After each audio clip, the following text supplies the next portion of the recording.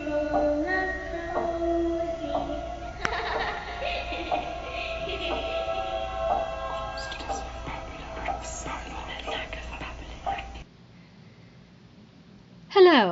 I'm so glad you've joined me for this episode of Lights Out, your virtual campfire. I'm your hostess with the mostest ghosties, Sylvia Shults. One of the perks of doing this podcast is that I get to sit down and chat with other ghost hunters, people who are doing what I love to do, people who are going out and having experiences with the paranormal. I caught up with Aaron G. Thompson and Nick Simons, two of the members of the group Ghost Crier. Pull up a chair and sit with us, and we'll go lights out. Alright, okay, I am here with Aaron Thompson and Nick Simons of Ghost Crier, and we're going to chat about ghosts. We love ghosts. Something we do best, or we fumble through. Yeah. So how did Ghost Crier come about? What's your backstory, man? Oh, backstory. Backstory was Nick and I. We're just a small town, Nick, living in... I was a small town Nick. You were a small town Nick. About 2009, we got together. I think maybe in 2008, and we just started percolating an idea for moving a team with professional standards. So we wanted a good quality experience for a client if they wanted to do it. At that time, it was house, so we don't do residential anymore. But at that time, it was, and we want to take it serious. So I remember, we came up with the name Ghost Crier. So it was compound, had an S. Okay. We changed it at this point. We chopped it in, we cut it, we split it, so it's not a compound anymore. Took off the S, so it's Ghost Crier, like town crier. Just always wanted to have kind of the idea of news, of ghostly news. Specific. That's the idea I got when I first saw the name Ghost Crier. Awesome. So, yeah, it works for you. Good. A lot of people are like, it's spelled with a Y. I'm like, no, not spelled with a Y. And I get the confusion. Yeah. I get a lot of people that aren't in the field that are like, so what, you guys cry about ghosts? Or Kind of. Depends. Yeah, my name's Ben Dover, too. Oh, man. Oh, man. That's true, guys. The struggle is real. So we just started working with our own techniques solo. Of course, we were together at first. We were solo. We split up. We came back for a couple of ventures, and then recently we decided to actually shoot for the stars and really make it go all out. Make it a profession if we can. Make it a career. I mean, it's hard. It's not easy, and it's taboo. All of our funds come from crowdfunding. We don't charge. I mean, we do mostly commercial locations or hole-in-the-wall locations that aren't on the map. So we do areas that aren't really upfront costs. Though the upfront cost places are our group events, kind of. So, I mean... So, I know that one of the pieces of equipment you guys use is the Spiritus app. Tell us about that. That's really fascinating. It's neat, and it goes with Nick. Nick's love is, I think, the SB7. Yes, sir. Yeah, and it's a beautiful device, and I think the SB7 works similar style like the Spiritus does. Okay. SB7 is more that physical feel, and it's right now in the field. I think that has more consistent validations with more of a higher percentage of investigators. Not to say the Spiritus app, it's new, it's shiny. I love it. I think it's one of the best communication devices I've ever worked with. It gives clean expressions or clean responses. He doesn't have to do so much work when he presents Spiritus evidence, whereas the SB7, I don't know of many groups that do it how we do our SB7 clips. Our SB7 clips, I run them through Adobe Audition, and I actually take a noise capture of the static, and then go to the actual clip itself, and use that noise capture to noise cancel out the static. So now you're left with a more quiet audio clip as far as the static goes, but you still have the response that come across the SB7. Okay. I've never really seen anybody else do it the way we do it, and it's neat. it's neat, yes, and it's also a gateway for people to be like, oh, you're faking it. We're not faking it. That's why on our videos sometimes you see us present the original SB7 clip, then present the mixed clip, I guess you could call it, and it's more clear and it's easier for you to understand that way. Okay. Whereas with the Spiritist clips, all he really has to do is just loop them or just slow them down a little bit. Okay. Because they're so clear. It's a lot. You know what? Let's do a Spiritist session. 1 minute, we can do it if you want to. We'll turn it on. Absolutely. Let's do it. We can't guarantee anything. It's always never a guarantee. Okay. We could have spirits right around us listening. So hey, Good. let's With talk all to the psychics and mediums and Yeah, crystals that are in here, this place is probably just boiling with activity. Yeah. All right. So I'm always curious about this because it seems that you get hits every time, but then I realize, okay, I'm watching YouTube. I'm watching the best parts of this. a lot of it's pretty. It hits pretty quick. Okay. When it does, but it's wow. We can't hear too much of this, but you might get something on this if it's so close. Yeah, it could be. So what's her name? Who's in here by us? Tell us your story.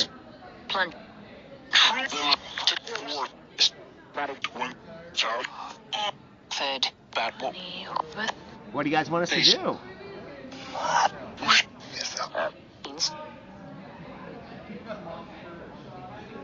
We'll start to listen, maybe.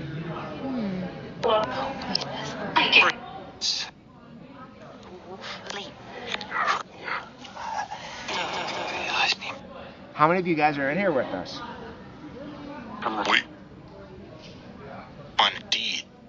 20?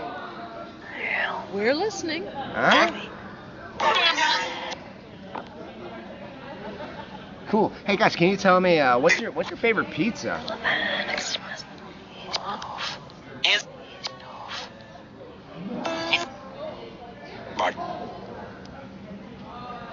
was hoping I heard sausage. I'm not sure though. You know, and that's kind of the. Okay. Have a good night, guys. We'll talk to you tomorrow some more. Yes, thank you for talking with us. Thank you. Bye. Bye. I thought I heard "Are you listening?" on there. Yeah, it's such a neat app because the creation of the app, or how it's supposed to function and work scientifically, is it produces its own sound banks. So it's scanning its own sound banks, which are phonemes, so the p-k-t sounds of words. They're not real words, not full phrases. They're just going together. Well, sometimes they do mush pretty close, where you can kind of mess with pareidolia a little bit, and you can start creating your answers for you. That's why I try to go for 2-syllable answers, because it's easy to hear yeah or yes or no. I feel like I hear Aaron way too much in a 1-syllable fashion. It's probably just it looping. So if I hear Aaron Thompson, then we're onto something. But it's a neat app. I like it, and I like using instruments that I know how to use. So after using it, and after kind of being blown away, and half thinking it's fake, half thinking, like, I just don't know. I don't know. And I don't want to promote this to people if I don't know what it is. So I reached out to the creator at chillseekers.com. His name's Keith. Awesome guy right there in California. Answered me. And he told me how it worked in detail, and I'm like, dude, this is awesome. Thank you, for sharing. And he actually put me. I'm on his website. If you go to like the Spiritus, like I'm one of them going, hey, it works. I'm right below Nick Groff. I'm just saying. Really? Yeah, I'm practically there. Same level. They just had to put my picture. Aaron lower. and Nick again. Yeah, Aaron and Nick again. We're gonna be big household names. We got a phrase that said "Ghost Crier is intense." Nice. I felt like that was like the coolest one though. So it's like that's like our mark. That should be our opening. Ghost Crier is intense. Yeah. You bet you we are, pal. We're in it. Put Win it, it. make it the closer at the end of the videos after the song ends. Ghost Crier is intense. Maybe we should remake it to a beat of a song. Yeah. Ghost Crier is intense. We should make an EVP theme song. I like it. I don't think anyone's ever done that. See, That's we're all pretty about moving forward, guys. New ideas. Well, Zach has that techno album that's all EVPs. Yeah. Oh, Yeah. crap. I didn't It's know like that. 12 Zach techno would have songs. that. Yeah. Good grief. Shoot. So there's techno, and then in the background you can hear him with an SB7. Tell me what your name is. How many of you are here with us? Yeah. Well, I gotta get the album now. So somebody beat you to the punch. I'm a little upset. I'm done. Interview's over.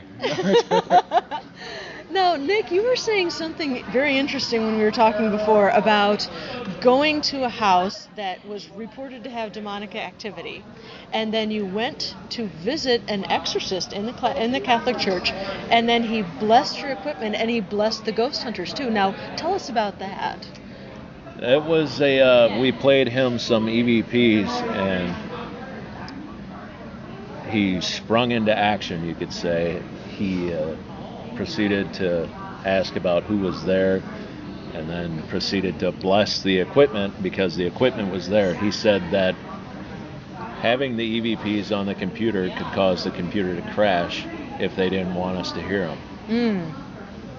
So we had to delete the EVPs. They blessed the computer. Oh, that's why you deleted the EVPs. Okay. And everything was blessed, and he started blessing us. And when I was being blessed with holy water and he was doing the motions, it felt like the entire right side of my body, from my ankle up to my knee to my hip, up the side of my ribs, and all the way up to the top of my ear where it seemed to exit, felt like I was being sunburned. That's so wild. that makes me think that, you always hear stories of people, investigators, saying, something followed me home, something followed me home, and sometimes you think, they're just overreacting. Well, that time something did follow me home. There was no warning signs or anything, but there was something with me, and it felt like a sunburn when it left my body after the holy water had been splashed on me or thrown on me or whatever the term is.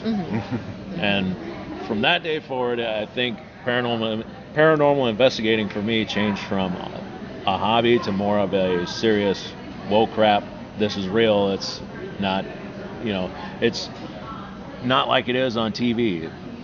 Things can get serious in a hurry. I don't know what would have happened to me if I would have never gone to the diocese that day with the evidence. Would I have been involved in an accident? Right. So my life was basically saved that day, and I didn't start going to church or anything, but who knows what could have happened if I wouldn't have been blessed that day. I might not be sitting at the Dubuque Psychic and Paranormal Convention talking to Sylvia. And it's funny that you say how serious you take, because we both take it very serious. But when we do our YouTube, we take a very positive and lighthearted approach to our investigations, and that's how we always have as well. But there's a very serious procedure that we go through, and a lot of people, since we are so casual and how it's edited, maybe they don't see the procedures that we go through. But we had one person comment he didn't like us because we don't take it serious. Yeah, we goof around too much. Well, in the video that we were watching, we were live streaming around the world at that time. So we were talking to people in Iowa, Illinois, so Australia, it was a different, Connecticut, South Dakota. So Aaron's filming me. I'm filming myself with my phone that's connected to Facebook Live. So we're making jokes and cracking, smiles to the camera. And one of the comments was, "You guys goof off too much." You bring ITC, which is instrumental trans communication. And he says you put a bad name to that or something like that. And you have to take these. I make it a thing where I still reply to those comments as well. I don't want to ignore them. I find if you ignore them, they actually escalate and get worse because now people are jumping on top of them. So if you just throw yourself out there, like, hey, look, I get that that's what you're saying, and I'm sorry that we, maybe insulted you in some fashion, but hey, I appreciate you sharing your feelings. We're a menu item, we're maybe not, your menu. Yeah. But thank you for watching. Aaron, what's the most intense experience you ever had? Well, when I was going into this as a cemetery with a group, back in 2004, I think it was, and Nick wasn't with me at the time. I had Lindsay. Lindsay was actually, I found out, with the group. I knew I couldn't remember if she was or not. Okay. And we were in Muscatine, cemetery out there doing some urban legends stuff, and we, we're all with instruments, and all of a sudden we hear this. What's this? This is weird. Like, that's a weird sound. Also, this girl behind us yells demon and runs. Well, it was a deer. We ran into a sleeping deer. About as close as you and me, honestly, at some point. It was mad. It was, yeah. People always, worry about the spiritual stuff that attacks. Try the physical stuff. That sucker was going to bite us. So we had to back up slowly. It was Bambi. It wasn't a demon. That was intense. We had to get out there fast. And Nick, I've already asked Aaron this question. I've already gotten this answer from Aaron. But what was the experience that you had that made you a believer in the paranormal? You talked about the demon. That really made it serious for you. What was the experience that really made you believe in the paranormal in general? I've told this story before on our YouTube channel. We did a little segment called Ghost Stories. Mm-hmm. When I was like 9 or 10, I was asleep in my room one night, and there was a tornado warning, or warning is the lighter one. I think there was a tornado watch. The watch is the big one. The big one. This is it. There was a tornado watch at like midnight. Okay.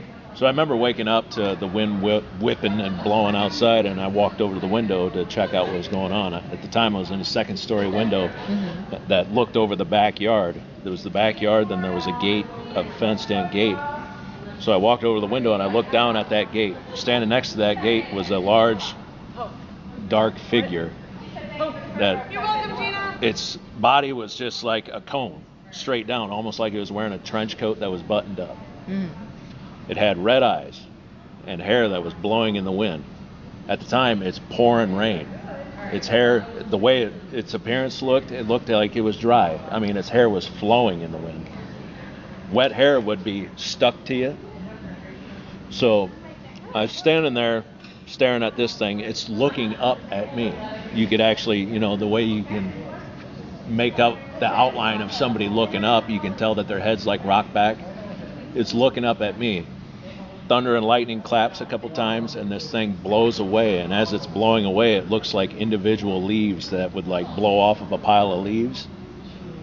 It blew completely away, and that was the night that I decided that something else. There is definitely more out there. And I went and slept in my mom's bed with my mom. And when we posted this video and put it on Facebook for the world to see, she goes, "I remember that night." She did say it. Yeah. Wow. That is amazing. I know some of you out there in Electron Land enjoy my every once in a while feature where I ask folks in the field of ghost hunting what the experience was that turned them into a believer in the paranormal. You'll recall that a few shows back, one of the people I asked that question of was Aaron Thompson of Ghost Crier. Now, what happened was this. I was at a conference where both Aaron and I were presenters, and I sat in on his talk. He started to tell the story of his first encounter with the paranormal, and I was having so much fun listening to the rest of his talk that I knew it was going to be a fun tale.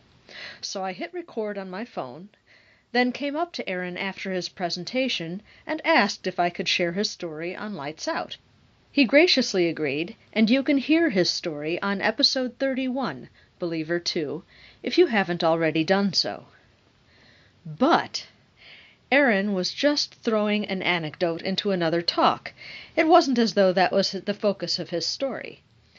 Aaron recently posted a video on Ghost Crier in which he does take the time to tell the whole story of his very first experience with the paranormal, which also happened to include his first experience with a full-body manifestation. If you want to hear Aaron share this story, please visit the Ghost Crier YouTube channel and look for the episode titled Here Lies Father and Son. While you're on the Ghost Crier channel, become a subscriber. Hey, why not? You'll get loads of fun videos by a team that takes its hunting seriously, but still knows how to have a good time.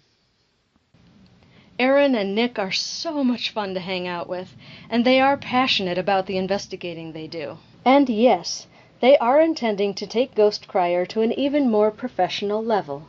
So please, show them some love. Subscribe to their YouTube channel and support them on Patreon. All their information will be shown at the end of this video. If you're listening to this episode of Lights Out as a podcast, please visit Ghost Crier at www.ghostcrier.com. That's GHOSTCRIER. And support them at Patreon. Join me next time for a very special episode of Lights Out. I'll be going to a place and investigating a story that has intrigued me ever since I was a little kid. What place could hold a lifetime of fascination? Find out next time when we go Lights Out.